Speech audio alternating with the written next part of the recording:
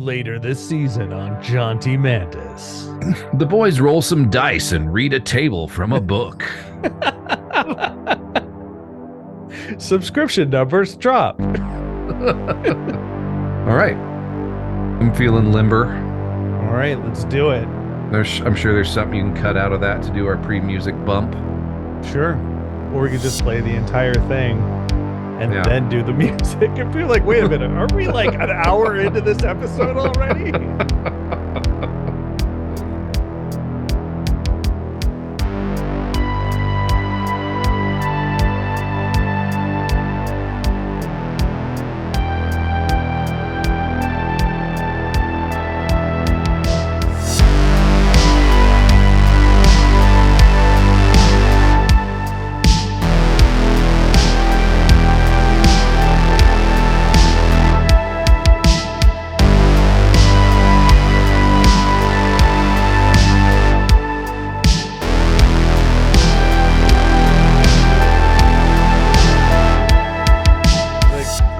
This was the episode.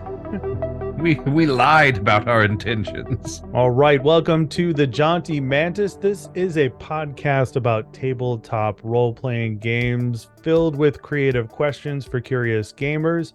We are those two curious gamers. I'm Maddie. This is Jesse. Jesse, say hello. Howdy. I don't know why we keep doing that. Why do we keep saying like, "Hey, say hello, Maddie," and then we're just like, I'm sitting there with dread, like, don't say it. Don't do it. Don't say it.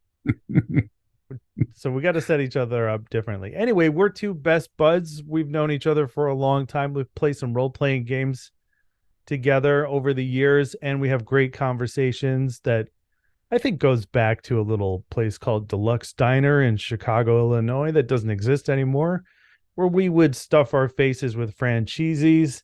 I'm not going to explain what those were. Drink endless pots of coffee. And try to wax intellectual on the topics of role-playing game mechanics, creativity, and the uniqueness of our hobby. And that ultimately is what we're here to do today. Isn't that right, Jesse? What's our question for today's episode? Well, we are here in season 2, Creation Without Number. Yeah. And what does that mean? We are following up on creating a cyberpunk campaign setting using the tools available in Cities Without Number, a role-playing game by Kevin Crawford from Sign Nominate Publishing. In our last episode, little recap, we came up with the basic idea of the city that we're calling the Tower for right now. It's the year 2350. There's been some sort of climate change where the world is covered in ice and frozen. And there's these arcology-like city-states scattered across the world. The other big problem that makes this a hellscape, other than the fact you can't go outside without freezing to death, is there is a brutal caste system in place in the tower. We came up with this whole idea of a couple of tiers, talked a little bit about how, like, oh yeah, there's some cyberware or whatever that like totally is like, antifreeze for your blood, but you got to pay to get it replaced. Capitalism is hell. We came up with the idea of the Edda, the sort of mythical religious order that everyone pays lip service to. And I wanted to talk to you about having that being the city government. Okay. Because another thing we invented will play into that. We came up with the Volga community, the company that controls the power and the heat with the most valuable commodity. They're some real stand-up folks. And we also came up with a gang called the Ethical Horde, whose power base and money is from lobbying the city government. That's why I wanted the Edda to be the city Makes government. sense now. Yep. And we had come up with the idea of a big aquaculture pond that was kind of like a parkland in the mid-tier that's now being turned into a housing development, but that's not going well. So Volga community is losing a bunch of money. And we had a couple of things that we needed to do left. Did I miss anything on that recap? No, that was ridiculously thorough. Oh, thanks. And we are using I tried to take notes. I didn't succeed, so I'm glad one of us did. And I we're took notes right using after the session and then looked at them before we recorded. I'm a professional. we are using the tables and descriptions and prompts that are just generously provided by this book. And that's part of the reason why we wanted to use these tools as an example of, I don't want to say work smarter, not harder, because that sounds really cliche, but that's basically what we are trying to do, dear listener, is that's what this season is all about. It's about creation, ideas, what is the most efficient, less work, more fun way of going about that. And as always, we're going to use the disclaimer that, if you like what you hear and you think that Jesse and I are doing amazing work with our creative process, please keep in mind that we've been doing this for years. I don't like the idea of saying positive things about myself, but in this case, because Jesse's attached, I think we're doing a really good job. I think this is a great example of how we work well together, and the kind of fun, creative bullshit that comes out of us during these planning sessions, these creative sessions. So just use that as a disclaimer. Jesse and I have known each other for a long time. We work very well together, and don't take this as the rule as written for how you should do it. And don't put yourself to an impossible standard. Just have fun with it. All right. Yep. Anything else to add before we get started again? I think we got a couple places we can go. We can do a little bit more work on our starting district. We could jump into adding a couple other corps, because right now we only have one. And we need a couple to, interfere with each other's business. Yeah. All right. Well, let's create the other corps. Okay. Because cool. then from those, we may be able to pull inspiration for developing the district. All right. Yeah, I think Mr. Crawford recommends having 5, but I think let's just aim for 3 because. All right. Sounds good. Recording. We've got Volga Community. So we're going to need to look up the Corp page. On page. And creating megacorps. So they can follow along at home. What page is this on? It is on page 126. And just as a reminder, there is a free version provided by Mr. Crawford on DriveThruRPG of Cities Without Number. So you want to pick it up, follow along, go for it. Definitely check it out. And I think we don't say this enough on this show, but just buy it also. Kevin Crawford does work in this space at like a genius level, like a thermonuclear level compared to most other gamers, but he doesn't make it intimidating and inaccessible. And the man deserves your support. His products are excellent. So yeah, definitely check out the free version and consider supporting him and everything he's doing, because he makes wonderful, wonderful toys. Yeah, I'm sorry. It was a blank spot for me because I couldn't imagine someone opening the PDF of this book and then not like within 5 minutes being like, I have to give this dude some money. Right. Okay. Page 126, creating megacorps. Let me bring up my dice roller real quick via the magic of the internet. All right. So roll a 1d20. Mm-hmm. Okay, and I got a 9. 9. Oh, education. Perfect. Education. Oh boy. What is their general corp style? I hope it's something really really contrary to education. Well, for this I got a 19. Vengeful. Vengeful education. Yeah. Wow. I don't even know how to work with that, but I'm excited to find out. Using education for vengeance. You could go the literal route with that, right? Like you could make a statement on education, right? If you make the analogy to our world, because cyberpunk as a theme often has analogy and comparison to our modern world. So, as a form of vengeful education, you could say that in our own world, the public education or the general knowledge of the human race has gone down significantly due to accessibility through the internet or underfunded school systems. I've had multiple family members that were teachers. My best friend here was a teacher, and all of them were woefully underpaid for doing an amazing work, sacrificing their own resources and time. So, what if we say that, of course, in this world, the state of education has dropped, and this corporation offers free educational resources or products, and they are specifically designed to bring about vengeance towards another group in the city. So it's indoctrination, also almost like cult-like indoctrination through education. I like it. And that's much better. My idea was like basically like, if they lose the contract for a new charter school, they just kill all your family. Like,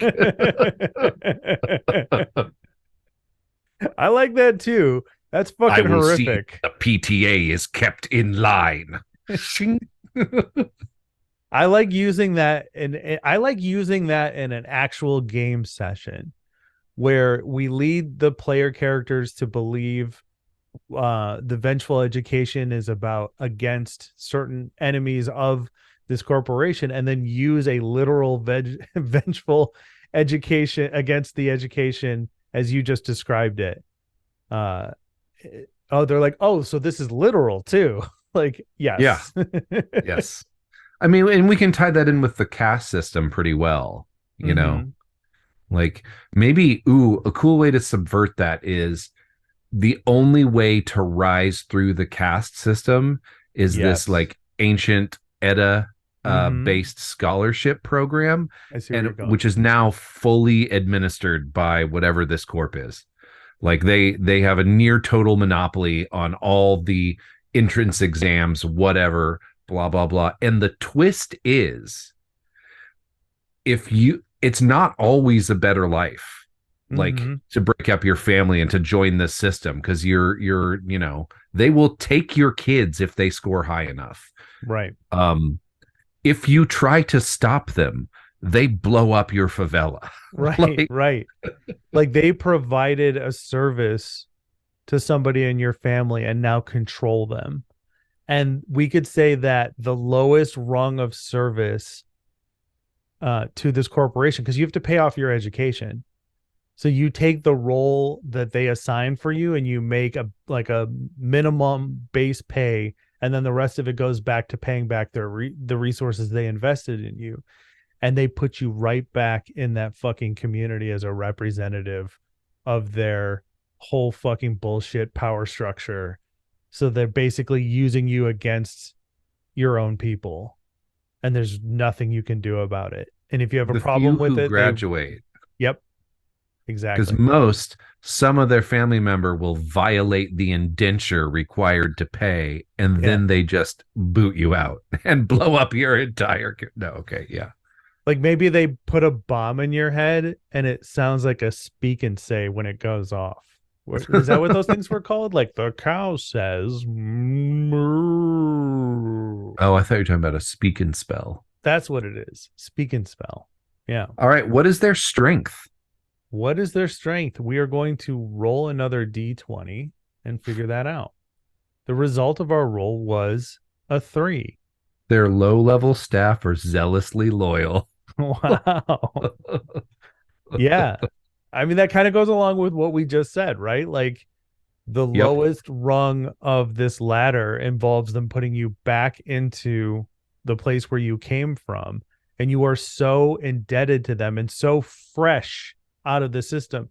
You're like a parent's worst nightmare when their kid comes back from college and starts telling them how to live their life. Well, I went to college and now I know everything, so go fuck yourself. Just have you seen that SNL Lonely Island thing with Andy Samberg, like doing the song about being a Rastafarian because he went to college and smoked weed once? And so he's got like the white dreadlocks. He's just like, trying to do the Jamaican slang, but very much being nerdy ass Andy. It's very funny. And I think that's who comes back. Yeah. That's, you know, Yeah. They got the haircut, they got the outfit. they're And wearing their Edda issued suit. yeah. Like, Yeah. And it's all like they're fully indoctrinated into that. You know, at a certain level, we talked about how in the upper echelon of corporate structure, there are those who are just kind of paying it lip service and those who are not, right? And yep. these people at the lower level are like fully fucking indoctrinated, like at like a cult like level. Because if they're not, I mean, if they stop to think about it, the moral consequence of what they're doing is utterly horrific. Yeah. I mean, these people are more likely to follow along with the plan as soon as they realize that the people they love are in danger. And all they have to do is just kind of like take an extra helping of bullshit to Yep. swallow down the bullshit. All right. What is their current corp goal? Our current corp goal is a number 16. Number 16, frame a rival for an impending disaster. Oh, wow. This could go places, especially since we have a gang who lobbies the government with swarms of people, flash mob style. And they're lobbying for local community school control. Right. Exactly. Yeah. Oh God, I hate these bastards already. This is I so... know, right? Like, recent corp event. all right, recent corp events. We got a number 11. Number 11. It crushed almost all of its direct competitors. Who are its direct competitors? It doesn't matter anymore. Okay, but who were they? Is this why the gang is no longer located in its original territory? Yeah. So sum that up back. Remind me what that was from the first part of this episode. So we had, when we made the ethical horde, one of the things we came up with was like a turn of fortune for the gang, or an event that's creating complicates, and they've just moved their headquarters. Mm-hmm. Probably because it was bombed by these bastards. Yeah. So there's this huge PR element to it of a lot of the gang is at odds with itself because the leaders of the gang have moved the headquarters into the richer parts of the city, the higher parts of the tower, and therefore they're kind of hiding this story behind it of what you just suggested in this bombing incident. All right, and then we need a name element. All right, gonna roll a d20, and the result is a 13, a natural phenomenon. Ooh, natural phenomenon. And then we'll need the corp element. All right. And then that will be an 18. Union. 18. Union. Natural phenomenon union. So a natural phenomenon is like what? A tsunami? Let's see. We could do stellar phenomenon. Okay. Stellar phenomenon. Nova Union or something. I don't know. Nova Union. Yeah, I like that. That seems creative, but also very corporate. Mm-hmm. Their primary business is education, and they are very vengeful. Their low-level staff are zealously loyal. What was my screen? Their goal is to frame a rival for an impending disaster. And as a recent event, they crushed almost all of their direct competition. The ethical horde. Yes. Oh, ethical horde or just street gang. They're not even direct competition. They just got caught up supporting whatever mid-tier corp tried to have like an e-learning program, like LinkedIn Learning, like didn't come correct. Is basically what happened. Yeah, ethical horde got caught in the middle. Yeah. All right, let's make one more real fast. Okay, real fast. The roll is a natural 20. We have our weapon merchants. And then our next roll is a natural 20. Vicious, vicious warmongering weapon merchants. Let's just call them Ares Macro Technology and move on. Always preferring loudly overt bloodshed and violence when practical. I mean, it makes sense. Particular strengths. For this, we got a 16. 16. They have a vast web of spies in the city. Wow. Where does that come from? Does it come from the idea that all their weaponry is rigged? I That love that all their weaponry is rigged. They just sell to the street gangs and it all has like recording crap into it. Yeah. So it's like, Everybody's getting it's like, yeah, because Volga's doing that through all the power terminals and whatever. Yeah, everybody's just watching you all the time. yeah. And that can be a parallel to our modern world. God damn it, dude. I feel really sorry for kids today. Like everything is fucking recorded on somebody's fucking phone. Like, oh my God, the amount of pressure and anxiety around that. Ugh, God. Oh, it makes me sick just thinking about it. But Yeah, but they won't realize it until they're older.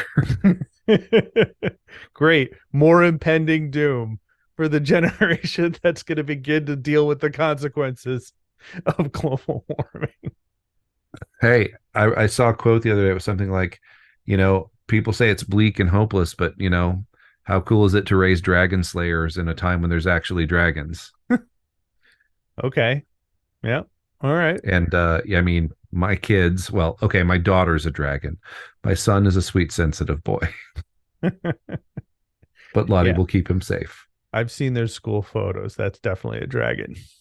Mm-hmm. She's fiercer than any dragon by far. She popped into the middle of a conversation yesterday and just like, this is my Smaug of the Misty Mountains voice. So, okay.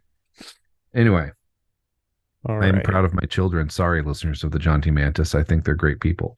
Don't ever be apologetic for loving your children. Number 3 was the result on the D20 roll.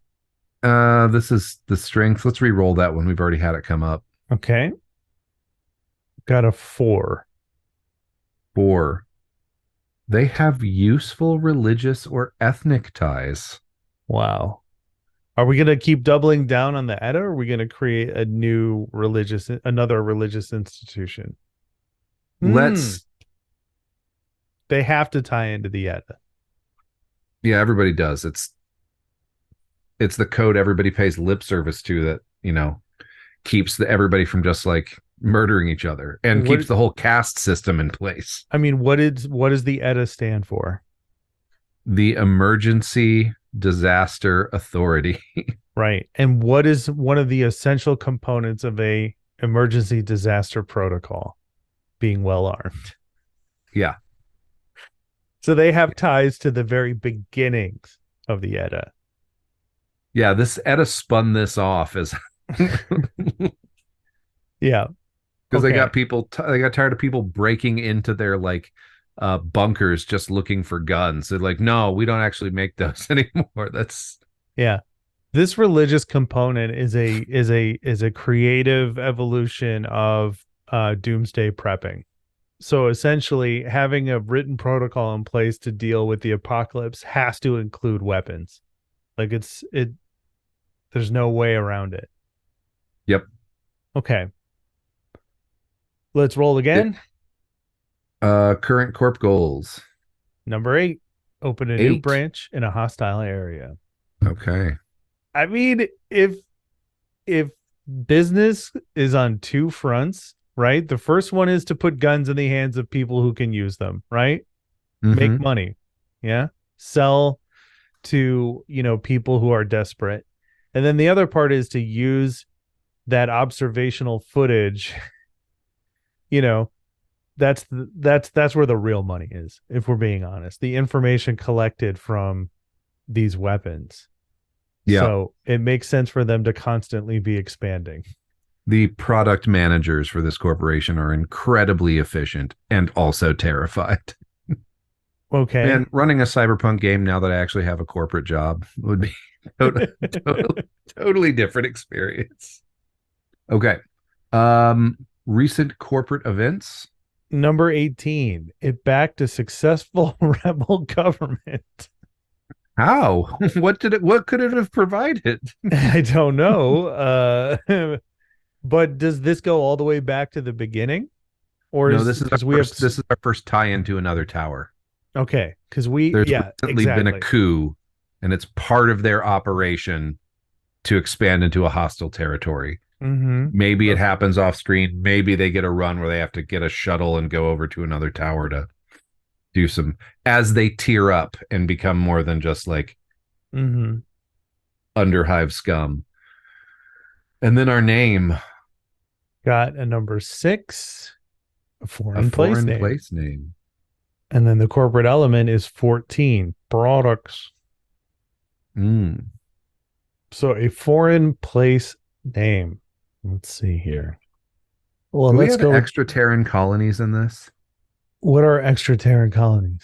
Like in the solar system, not on Earth? Oh, interesting. Yeah, I mean, there's no reason not to. It's the year Yeah, 2030 something or other. 2350. So what if we went for a place name that's like one of the moons of Jupiter, like IO products or something? Okay. All right. I like that. What I are mean, some other moon names? what are Mars's two moons? Phobos and Eris? I like Io, but there's also Europa, Ganymede, Callisto, Jupiter LX1. LX1 products. It's LXI. I don't do Roman numerals very well. All right. Let's see here. Moons of Mars. Moons of Mars. I think there's just Union. Phobos and Deimos, like you just said. Deimos. Phobos Union. I Deimos like that. Union. All right, Yeah, and Phobos Union. Phobos is like god of fear. Oh, I didn't know that. That's no moon. That looks like an asteroid. It is, but it orbits, so it's potato shaped. Mm-hmm. All Okay, right. cool. So just to recap, we have Volgacorp, uh, who run the power systems. They have very effective schemes because of their spying devices and all the power grid and heating elements. They are very brutal. They are currently losing money on this development in luxury housing they've thrown a bunch at. We have the Nova Union, who are the leading providers of educational choices for the up and coming citizen of the tower and other towers as well. They are extremely vengeful and rely on their low level operatives, people raised up, the only way you can jump in the caste system. They are zealously loyal. They're trying to frame a rival for an impending disaster. And then we have the Phobos Corp or Phobos Union. Yeah. Phobos Union. IW Phobos, Knight of Mars. Who are vicious. They make weaponry. They have a vast web of spies, and they're trying to open a new branch in a hostile area. And they recently backed a successful rebel government. That's right. The products work, people. So it's like what, like Northrop Grumman, like Jeez. it's like real corpse today. Okay, cool. Jump back into the district. What page for those following along at home? For those of you following along at home, we are looking at the Build Your District steps on page 121. All right. And do we also start with a D100 roll? Well, one of the things we had choose district government. I think we're pretty clear that the government of the city is Edda, but now apparently there's a table on page 130. We're going to generate a government official or two. Oh, wow. Get in close and Instructions say personal. generate 3 government official NPCs with the table on page 130. Give them names and particulars as the tables indicate, but don't give them official roles or positions yet. When you develop your missions and adventures and need government official, pull one of these NPCs and slot them. That is such good advice. I know, right? It's almost like this guy knows what he's doing. I know. Just have a couple NPCs without a specific job. This is who they are. Use them when you need them. Pick a name. Conveniently enough, there are several thousand backer names listed in the back of this book. Now that's fucking genius. Yes. All right, NPC. We'll get a name first. We'll make him, and let's just do. I'll get a table going or something. NPC 1, and we'll do these 3 steps for him real quick. 1, 2, 3. NPC 2 and NPC 3. So these are our representatives of Edda.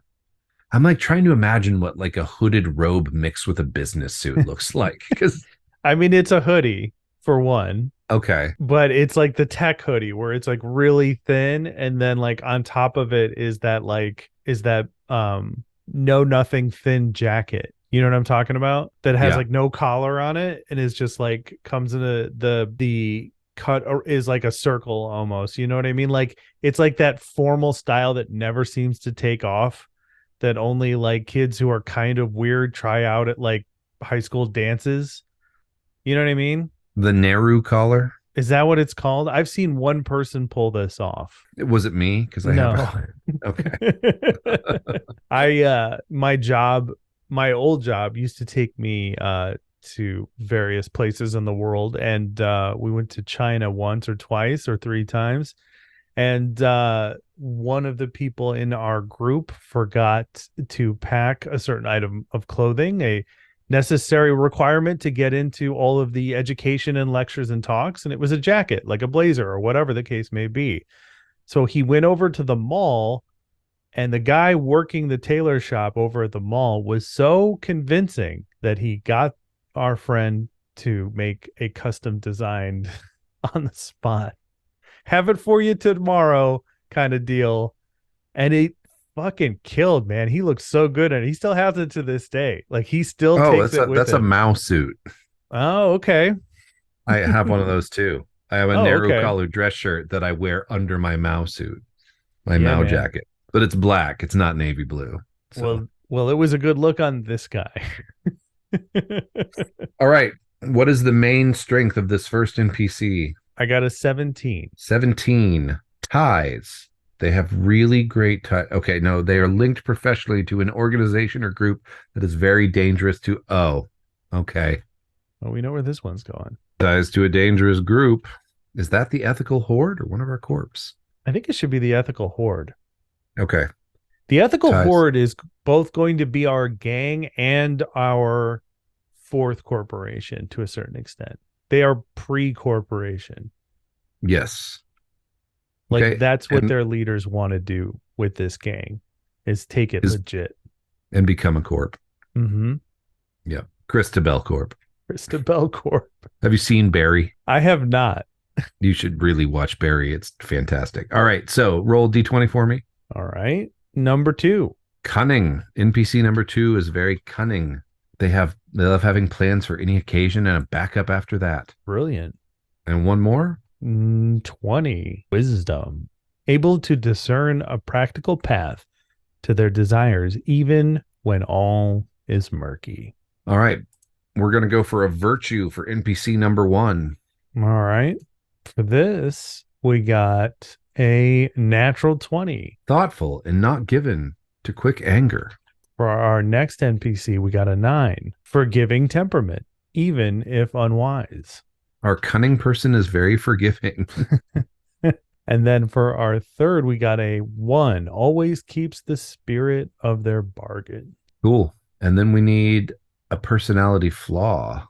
Okay. For our first NPC, we got an 18. Spendthrift, prone to getting into debt. I thought spendthrift meant you're cheap. Yeah. I don't know. Okay. Next. I mean, the closest thing I've ever seen to this word is spindrift. 9, irrational hatred for a class or type. Ooh. Oh, this is such a great juxtaposition. This is our cunning person with a forgiving temperament. Who do they hate? I mean, we got a type. We have a caste system, right? Mm. So who do they hate? And then for our next one, we got 14 promises far more than they actually do. Well, that's just wisdom right there. All right, current NPC problems.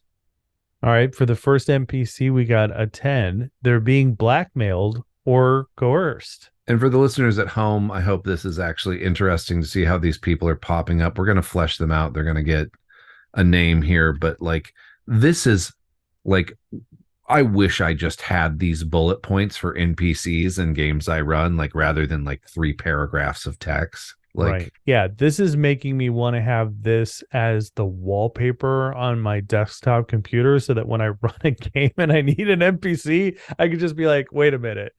1 7 19 12. Okay, here's the guy you're talking to. yep. Oh, wait till you get to the one that has like the one roll thing where you roll one of each dice to determine something and it just paints a whole picture. Oh, Like, beautiful. All right. Well, that's our future problem. Here's our next current NPC problem. Number 7, they hate their current job or boss. For our second NPC there. that's a problem. And last one. Number 12, they're in dire need of money. Is this the Spindrift?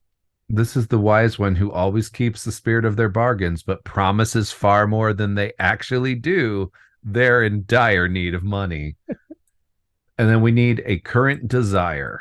All right. For our first NPC, we got number 11. They want to harm an enemy organization. Ooh. Maybe Volga Corp is getting a little too big for its britches. Yeah. Well, the grass is always greener where you water it. Not in Oklahoma. Number 15 for our next. They want to live in a different place. I mean, I feel like everybody in this world wants to live in a different place. Well, luckily there's a new like luxury development That's true. going in. That's true. They could be the poster child for that endeavor. And for our last NPC, number 6, they want to boost a friend's career. Want to boost a friend's career? All right. So there we go.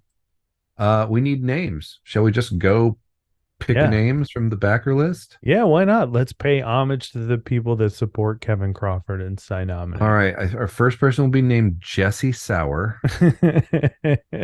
Perfect. Actually, I just zoomed in. NPC 1, I found this name. I just love it. It's Basturian Isildintif.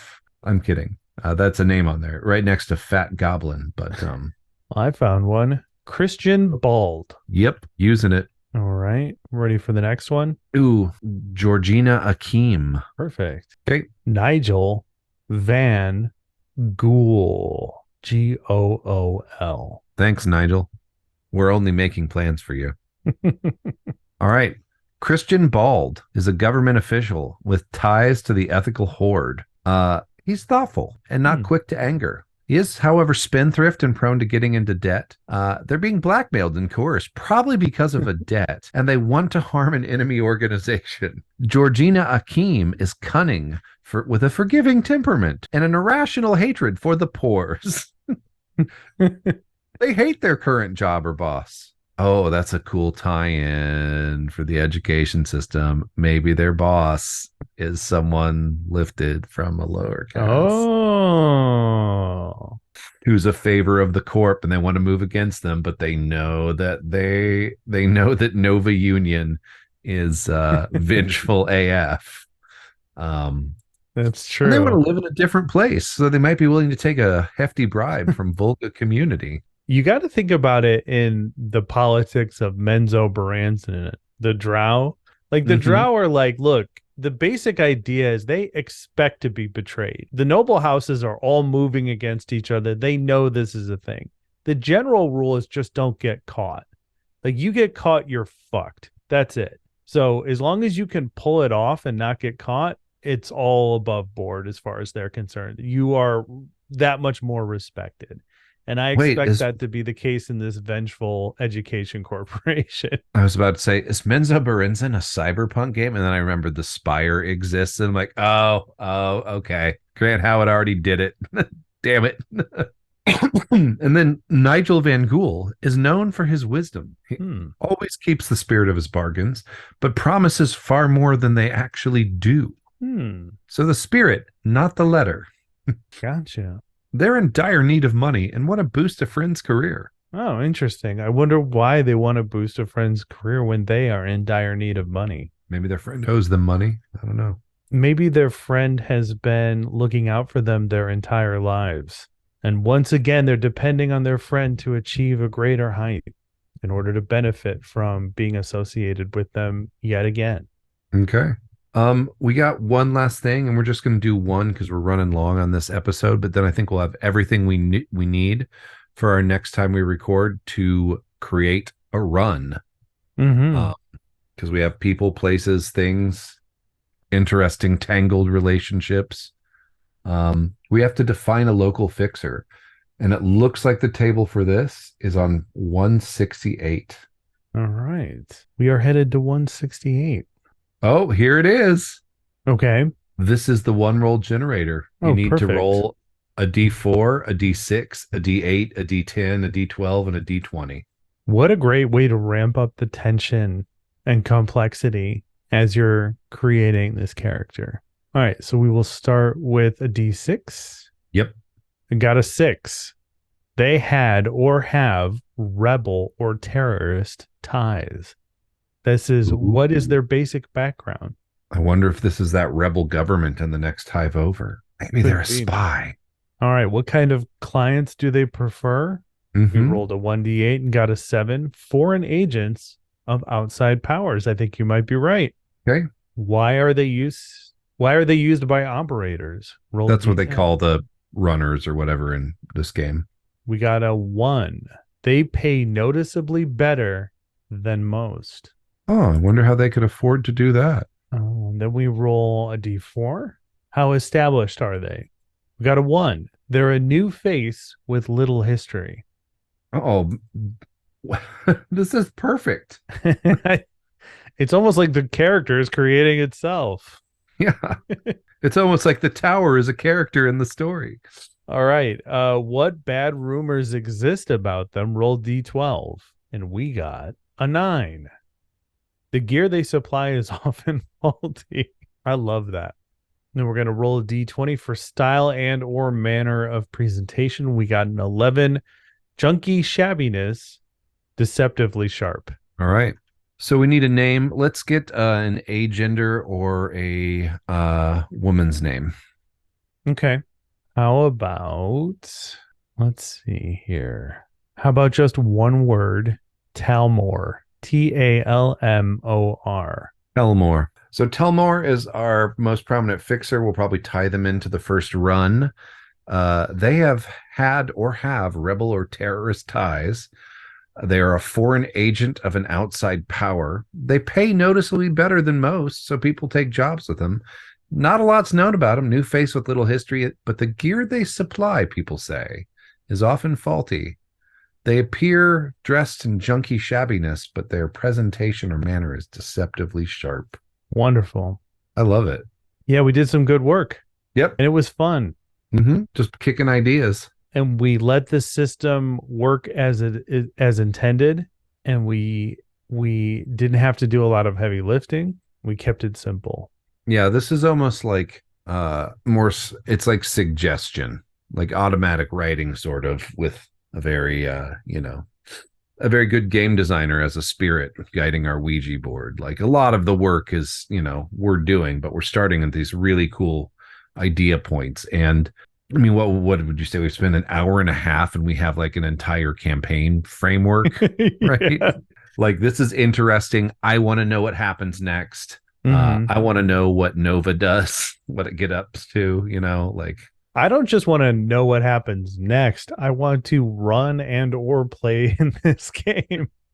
And I hope you do too, listener. I hope you are listening to this saying, God damn it, I want to play in this game. Yeah, I want to shank a dude for the coin to replace the antifreeze blood in my cut rate cyberware.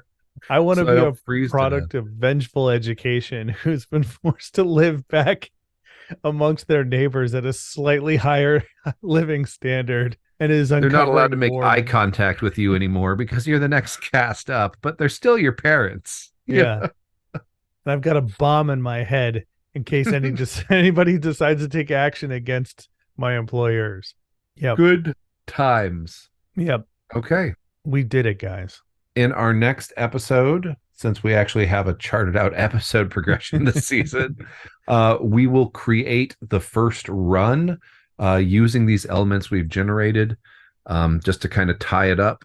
And then we will move on to what is our next arc for creation.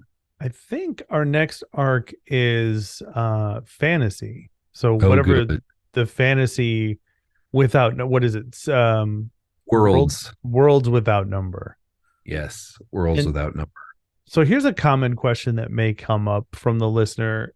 Wouldn't that system just be a fantasy themed version of this? How does it differ? It's a fantasy themed version of this.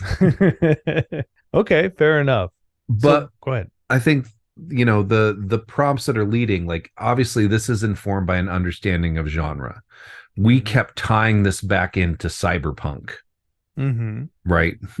Capitalism is hell. They're all exploiting it, blah, blah, blah.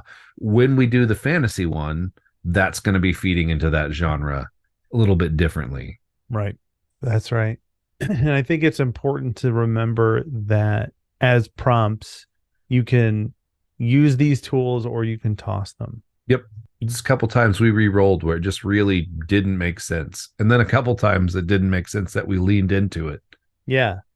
Like you're not cheating if you're like, first of all, you can't cheat at this. Like if you were purposely choosing things to line up what you're trying to create, congratulations, you're creating your NPC. You know what I mean? Or your corp or whatever the case may be. Like there really isn't an improper way to use this system. It's just meant for inspiration. And so, you know, that was our goal with this. And hopefully hearing us do it will be a resource. And so the way this will work is that after we'll do one for cyberpunk, one for fantasy, and one for straight up sci-fi. And then the bookend on each one of these genres will be a resource or a next step, right? So for the cyberpunk one, we are creating the framework of the first adventure we would run for the world we just created. For the fantasy one, it'll be the races and people that occupy the species and people that occupy this world, since that's a huge element of fantasy: elves, dwarves, tieflings, etc. So we'll be doing something like that. Like, how can we give a practical application to the stuff we created? All right. Without number. Creation without number. All right. Jesse, anything else to add? I mean, this is fun. You know, I think I mentioned in one episode a while ago, someone gave me a great name for character creation by yourself is the lonely fun. This is, you know, 2-person fun. Why not? Like, why not do this with your table? Oh, yeah, totally. Like with your players before you make characters, like get ideas, bounce it off. Like nobody has to read the book then, you know, right. Like. Yeah. And then if you do this with your group, they might actually create all of your elements for your first adventure and your storyline right in front of you. And all you have to just sit there and go, shit, that's pretty good. I'm going to take some notes. You know what I mean? Yeah. Gonna write that down. Yeah. So they may give you lead-ins for almost everything you need to start, or maybe even some stuff that's going to come about in the future for however you want, the time frame you want to run the game in. So yeah, do this with your group. I mean, I can't commit to this, but I think if we get time, we should probably flesh this out into a write-up. Okay. And put it on the website if people want to use this as a campaign setting. Yeah. Okay. I'd be down with that. We can start creating a system of resources and then leverage it for a Patreon. Capitalism is hell.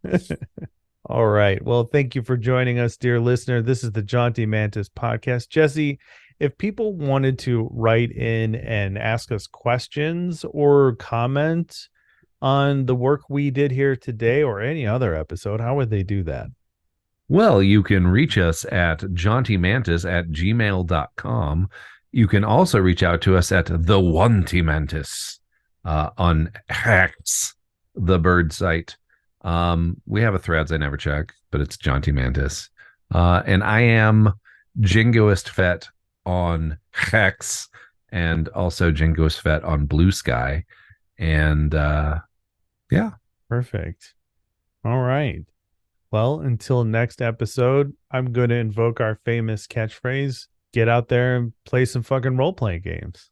Yeah, go build a cyberpunk dystopia. I said that last time. Go play some fucking games. Go create some cool NPCs. Go create some crazy corporations using a set of tables. Go enjoy the company of your friends and have a laugh. Yeah, build an organization of hateful people concerned only with their own advancement at the expense of literally everyone else with your friends. That's living.